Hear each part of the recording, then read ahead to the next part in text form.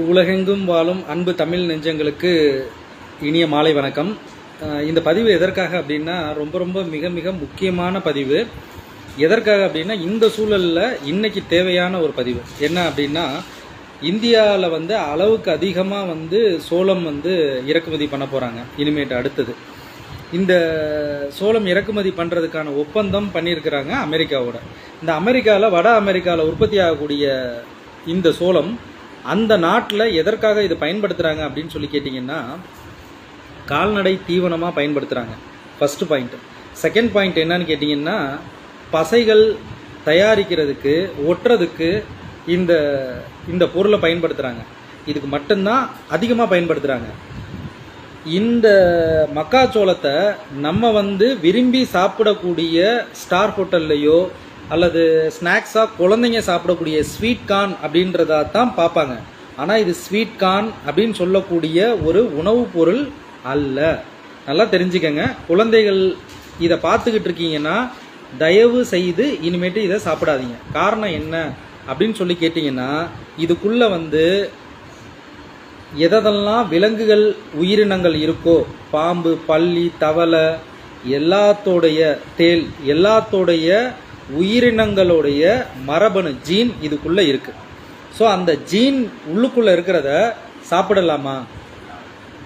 அதை நல்லா புரிஞ்சுக்கங்க. இந்த ஜீன் இதுக்குள்ளே இருக்குது அப்படின்னா அதே பல்லியை நீங்கள் சாப்பிட்றதுக்கு ஈக்குவல். ஏன் பாம்பு, பல்லி, தவளை இதோட ஜீன் பூரா இதோட ஜீனை தூக்கி இதுக்குள்ளே வச்சு இதை நமக்கு உணவுப் பொருளாக கொடுக்குறாங்க அப்படின்னா, இதை வச்சு ஆராய்ச்சி பண்ணுறாங்க. உலக அளவில் விஞ்ஞானிகள் ஆராய்ச்சி பண்ணுறாங்க. இதற்காக அவங்க நாட்டில் ரட்ஜஸ் யூனிவர்சிட்டி அப்படின்றதுல கலோட்டி அப்படின்றவருடைய ஒரு ஆர்டிக்கல் இருக்குது. நீங்கள் கிறிஸ்ப் CRISP-CAS9 அப்படின்னு ஒரு கூகுள்லேயே அடிச்சு பாருங்க. இதை பற்றி ஃபுல் ஆர்டிக்கல் வரும். நாங்கள் சொல்லலை, அவர்களே சொல்லியிருக்காங்க, அவங்க நாட்டிலே சொல்லியிருக்காங்க. இதுக்குள்ளே என்னென்ன மரபணு தீமைகள் இருக்குது அப்படின்னு. இந்த மரபணு மாற்றப்பட்ட பயிரை நம்ம இறக்குமதி பண்ணுறதுனால நமக்கு என்னென்ன வியாதிகள் வரும் அப்படின்னு சொல்கிறேன். கேளுங்க, நல்லா கேளுங்க. முதல்ல வரக்கூடியது கேன்சர். இன்னைக்கு நம்மளுடைய குழந்தைகளுக்கு கேன்சர் வருதுன்னா ஏற்றுக்குவீங்களா? ஏற்றுக்கொள்ள முடியுமா? நம்ம குடும்பத்தில் நம்மளுடைய ஒரு உயிரினத்திற்கு, மனித உயிரினத்திற்கு கேன்சர் வருதுன்னா ஏற்றுக்கொள்ள முடியுமா? சரின்னு சொல்லி ஏத்துக்கிறதா இருந்தா இதை சாப்பிடுங்க. கேன்சர் மட்டும் இல்லை, இதை வச்சு பல்வேறு ஆராய்ச்சிகள் பண்றாங்க.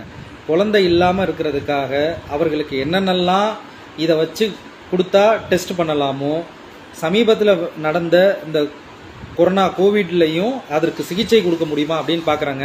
ஏன்னா இந்த கிறிஸ்ப் CR9ங்கிறதுக்காக பல கோடி ரூபாய் செலவு பண்ணிட்டு இருக்கிறாங்க. ஸோ அதைத்தான் இன்னைக்கு நம்ம நாட்டில் இறக்குமதி பண்ண போகிறாங்க. இறக்குமதி இப்போ வரைக்கும் நமக்கு கிடைச்சிட்டு இருக்குது இந்த மரபணு மாற்றப்பட்ட மக்காச்சோளம்.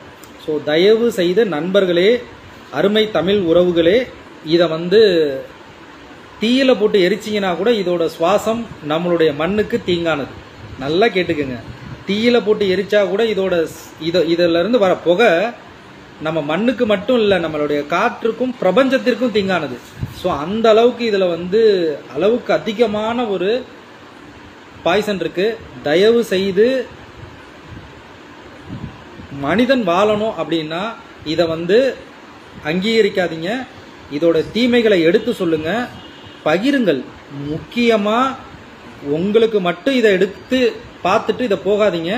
தயவு செய்து இதோடைய தீமைகளை எடுத்து எல்லாருக்கும் கூடுமான வரைக்கும் பரவுங்க. மனித சமுதாயம் இருக்கணும் அப்படின்னா பகிருங்க. நன்றி, வணக்கம். தொடர்ந்து இது போல சமுதாயத்துக்கு பயனுள்ள செய்திகளை அடுத்ததாக பார்ப்போம். நன்றி, வணக்கம்.